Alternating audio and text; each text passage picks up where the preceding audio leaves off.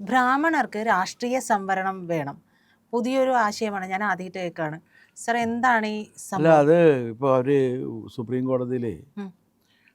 Politically backward community ആയിട്ട്, അതായത് രാഷ്ട്രീയമായി പിന്നാക്കാവസ്ഥയിൽ നിൽക്കുന്ന സമുദായമായി, സമൂഹമായി ബ്രാഹ്മണരെ പ്രഖ്യാപിച്ചുകൊണ്ട് അവർക്ക് തെരഞ്ഞെടുപ്പുകളിൽ നിയോജക മണ്ഡലങ്ങൾ സംവരണം ചെയ്തു സൂക്ഷിക്കണം എന്നാവശ്യപ്പെട്ട് യൂത്ത് ഫോർ ഇക്വാലിറ്റി ഫൗണ്ടേഷൻ എന്ന് പറയുന്ന സംഘടന കേസ് കൊടുത്തിട്ടുണ്ട്. യൂത്ത് ഫോർ ഇക്വാലിറ്റി ഫൗണ്ടേഷൻ അവർ പറയണത് എന്താണെന്ന് വെച്ചാൽ, സാമ്പത്തിക രംഗങ്ങളിലും സാമൂഹിക രംഗങ്ങളിലും വലിയ രീതിയിലുള്ള അംഗീകാരവും ആദരവും ഒക്കെ ഈ സമൂഹത്തിനുണ്ടെങ്കിലും രാഷ്ട്രീയത്തിൽ അതിന് ഒത്ത വിധത്തിലുള്ള ഒരു പ്രാതിനിധ്യം ഈ സമൂഹത്തിന് കിട്ടുന്നില്ല എന്ന് പറഞ്ഞുകൊണ്ടാണ് അവർ പറയുന്ന കാരണം. അത് ശരിയാണോ? അല്ല, അതാണ് അവിടെയാണ് എൻ്റെ അതായത് ഇവർ പറയുന്നത്. നമുക്ക് ഓരോന്നും എടുത്തു നോക്കാം.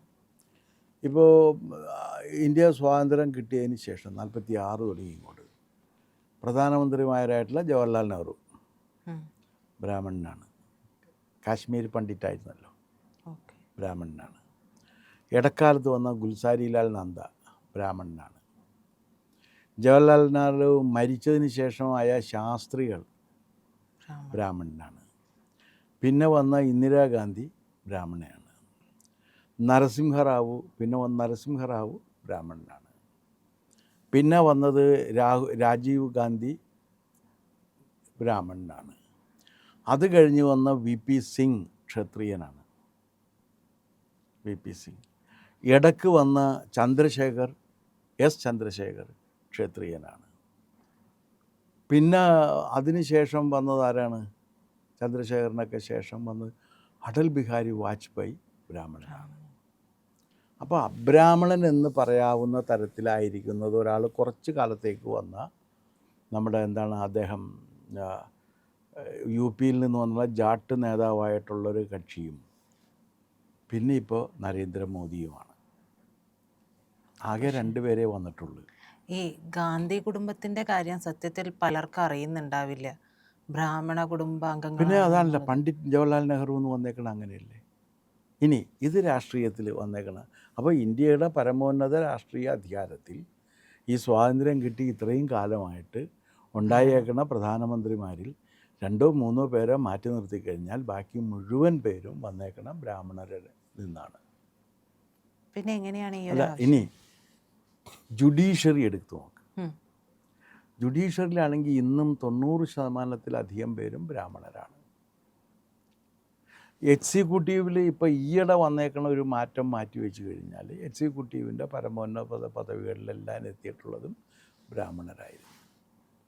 അക്കാദമിക രംഗത്ത് ഏറ്റവും കൂടുതൽ ആധിപത്യം, ഇപ്പോൾ IIT ആയാലും IIM ആയാലും ബാക്കി ഏത് മേഖലയിലായാലും ഏറ്റവും കൂടുതൽ ആധിപത്യം പുലർത്തിയിട്ടുള്ളത് ബ്രാഹ്മണരാണ്. സാമ്പത്തിക രംഗത്ത് ഏറ്റവും കൂടുതൽ ആധിപത്യം പുലർത്തിയിട്ടുള്ളവരിൽ ഒരു വിഭാഗം ബ്രാഹ്മണരാണ്. ഇത്രയൊക്കെ ഉണ്ടായിട്ടും ബ്രാഹ്മണർ പൊളിറ്റിക്കലി രാഷ്ട്രീയത്തിൽ പിന്നാക്കാവസ്ഥയിലാണ് എന്ന് പറഞ്ഞുകൊണ്ട് ഇതൊരു ഫൗണ്ടേഷൻ കൊണ്ട് ഒരു കേസ് കൊടുക്കുക. ഗോപാല സുബ്രഹ്മണ്യത്തെ പോലുള്ളൊരു വളരെ സീനിയറായ ഒരു അഭിഭാഷകൻ അതിനുവേണ്ടി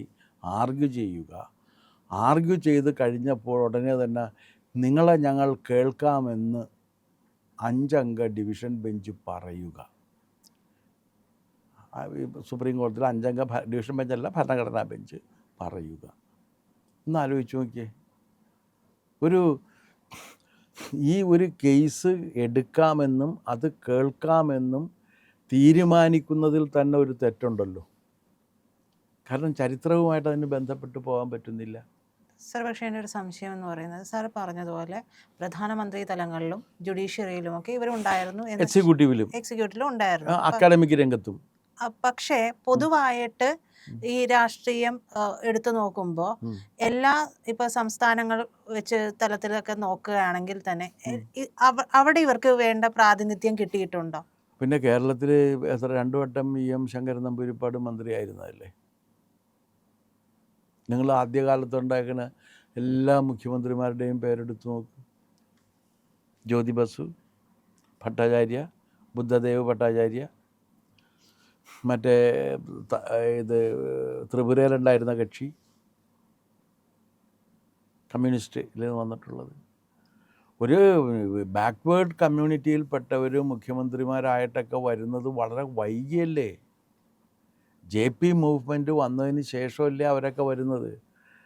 മറ്റേ UP-യിൽ വന്ന്, അത് കഴിഞ്ഞിട്ട് ബീഹാറിൽ വന്ന്, ഇപ്പോഴാണ് ഒറീസയിൽ പട്നായക്കല്ലേ. പട്നായക് ബ്രാഹ്മണനാണ് അല്ലെങ്കിൽ ക്ഷത്രിയനോ ആണ് ഒറീസയിൽ. ഇപ്പോഴല്ലേ അതിനൊരു മാറ്റം സംഭവിച്ചിരിക്കുന്നത്. പക്ഷെ വോട്ട് ബാങ്ക് നിയന്ത്രിക്കുന്ന ഒരു ശക്തിയായിട്ട് ഇവർ മാറിയിട്ടുണ്ടോ? അല്ല, പിന്നെ എങ്ങനെയാണ് ഇവർക്ക് ഇത്രയും വലിയ പദവികൾ കിട്ടുന്നത്?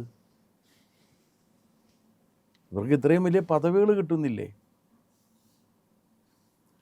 ഇപ്പോൾ ഇന്ത്യയുടെ ഇപ്പോഴത്തെ സാമ്പത്തിക ധനകാര്യ വകുപ്പ് മന്ത്രി ബ്രാഹ്മണനല്ലേ, ബ്രാഹ്മൺ ലേഡിയല്ലേ. വിദേശകാര്യ വകുപ്പ് മന്ത്രി ജയശങ്കറൊക്കെ ബ്രാഹ്മണനാണ്. ഈ സ്പോർട്സിൽ നല്ല ബ്രാഹ്മണാധിപത്യം ഉണ്ടായിരുന്നു, ക്രിക്കറ്റിലൊക്കെ എത്രയോ കാലം ഉണ്ടായിരുന്നു. അപ്പോൾ അതുകൊണ്ട് ഇതെന്താ കാര്യമെന്ന് വെച്ച് കഴിഞ്ഞാൽ അങ്ങനെ ഏതെങ്കിലും തരത്തിലുള്ളൊരു അവശത അനുഭവിക്കുന്ന ഒരു സമുദായം അല്ല. പിന്നെ ഈ ഒരു മൂവ്മെൻറ്റിൻ്റെ പിന്നാമ്പുറത്ത് എന്താ? അല്ല, പിന്നാമ്പുറം എന്ന് പറഞ്ഞാൽ ഇത് അവരിത് കോടതി കൊടുത്തപ്പോൾ കോടതി എടുത്തിട്ട് ഇവരിങ്ങനെ ഒരു കമ്മ്യൂണിറ്റിയാണ്, ഇവർക്ക് കുറച്ച് സംഭവങ്ങൾ ഇങ്ങനെ റിസർവ് ചെയ്ത് കൊടുക്കേണ്ടതാണെന്ന് പറഞ്ഞിട്ട് ഇവർ ഉത്തരവ് കിട്ടാൻ വേണ്ടിയിട്ടായിരിക്കും. ഇപ്പോൾ സാറ് പക്ഷെ അപ്പോൾ വേറൊരു കാര്യമുണ്ടേ, ഇവർക്കിതെല്ലാം കിട്ടിയിട്ടുണ്ട്. മനസ്സിലായില്ലേ? ഇതെല്ലാം കിട്ടിയിട്ടുണ്ട്. ഇത്തരത്തിലുള്ള ഒരു ആനുകൂല്യവും കിട്ടാതെ ജീവിക്കുന്ന ഇവരെക്കാളൊക്കെ അംഗസംഖ്യയുള്ള എത്രയോ സമുദായങ്ങൾ ഇന്ത്യയിലുണ്ട്. അവർക്കൊന്നും കിട്ടിയിട്ടില്ലല്ലോ. അപ്പോൾ അവർ വന്നു കഴിഞ്ഞാൽ ഇത് സുപ്രീം കോടതിയിലൊരു ചോദ്യം, മുമ്പിലുള്ളൊരു ചോദ്യം, അപ്പോൾ ഇനി ഓരോ സമുദായങ്ങളും ഞങ്ങൾക്ക് ഇങ്ങനെ വേണം എന്ന് പറഞ്ഞു കഴിഞ്ഞാൽ ഇവരാ ഹർജിയെല്ലാം ഇവർ കേൾക്കാൻ തയ്യാറാകുമോ?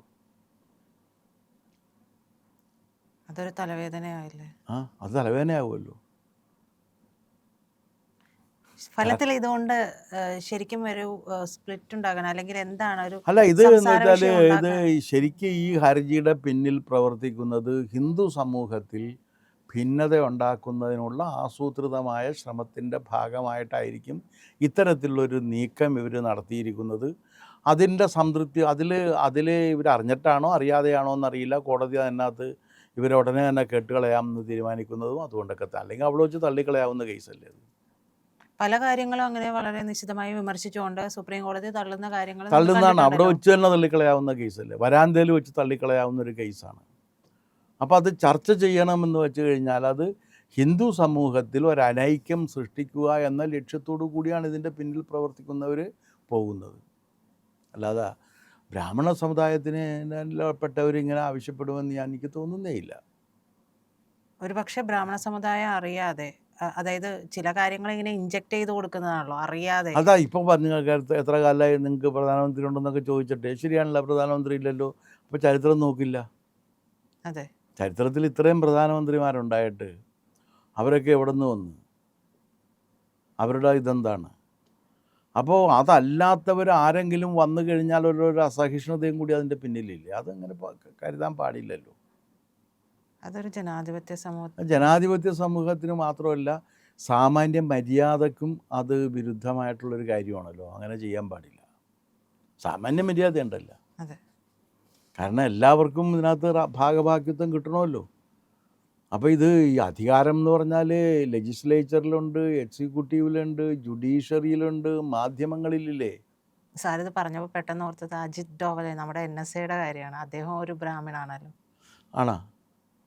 അപ്പോൾ ഇതൊന്നും നോക്കിയിട്ടല്ല ഇതിൻ്റെ കാര്യങ്ങളൊക്കെ ചെയ്യുന്നത്. പക്ഷേ അവരിതൊക്കെ നോക്കണം എന്നുള്ള രീതിയിൽ ഇത് ഇപ്പോഴിവിടെ ഇന്ത്യയിൽ ഉണ്ടായിക്കൊണ്ടിരിക്കുന്ന ഹിന്ദു ഒരു ഏകീകരണത്തിനൊക്കെ തുരങ്കം വെക്കുന്നതിന് വേണ്ടി വിദേശ ഡീപ്പ് സ്റ്റേറ്റിൻ്റെയൊക്കെ ഭാഗമായി പ്രവർത്തിച്ചു കൊണ്ടിരിക്കുന്ന ഏതൊരു സംഘടനയാണ് ഈ യൂത്ത് ഫോർ ഇക്വാലിറ്റി ഫൗണ്ടേഷൻ എന്ന് പറയുന്നത് എന്നാണ് ഞാൻ കരുതുന്നത്.